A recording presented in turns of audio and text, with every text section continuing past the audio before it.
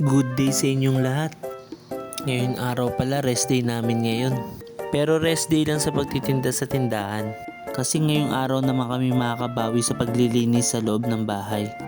Ako na tumuka sa paglalaba kasi hindi pwede si Mrs.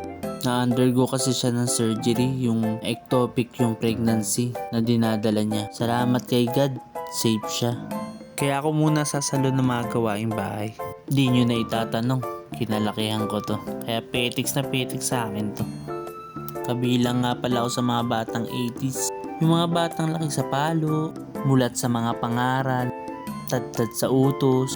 Sa ganung panahon kami lumaki. Hay, talagang nakakainis, nakakasura, nakakaasar. Yan yung mga nararamdaman ko talaga dati. Pero ngayon, laking pasasalamat ko na lang sa mga sermon na naging payo. At ngayon may pamilya na ako.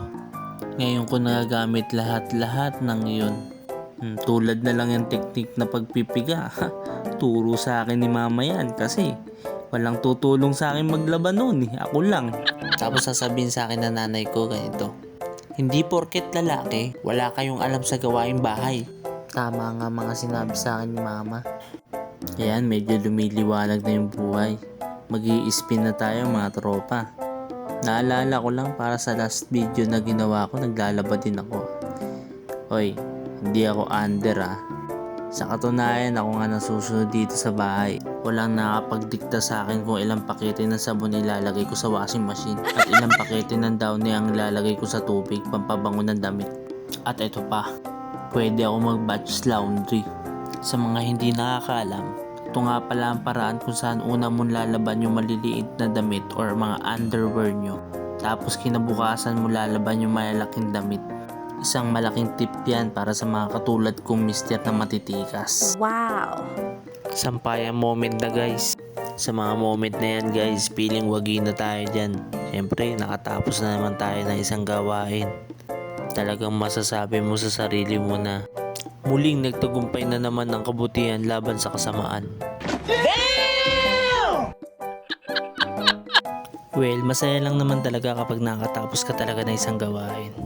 And para sa mga kalalakihan na katulad ko, lagi lang naman natin isipin na sa pagtulong sa mga asawa natin na matapos sa mga gawaing bahay, mas nabibigyan natin sila ng oras na mas maalagaan pa tayo at matugunan ang responsibilidad ng pagiging wifey nila. Yeah, boy.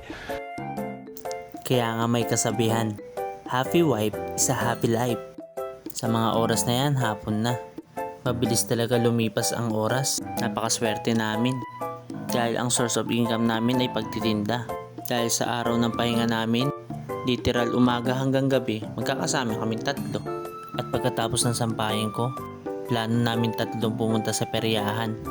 Kahit konting oras lang, makakapaglibang at makakapagsaya kami. Dahil alam namin sa estado ng hanap buhay namin, kinabukasan balik na uli kami sa daily routine namin. Hanggang dito na lang muna.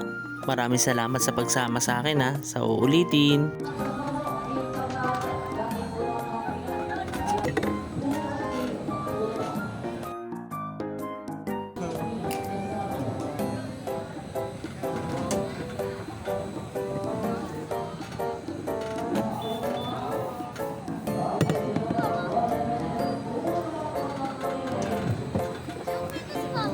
Ay, si Ma'am. Minsan lang maging bata.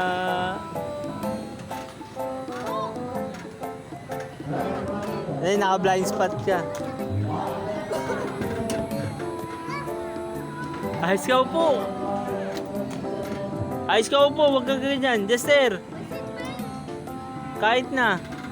Kahit na.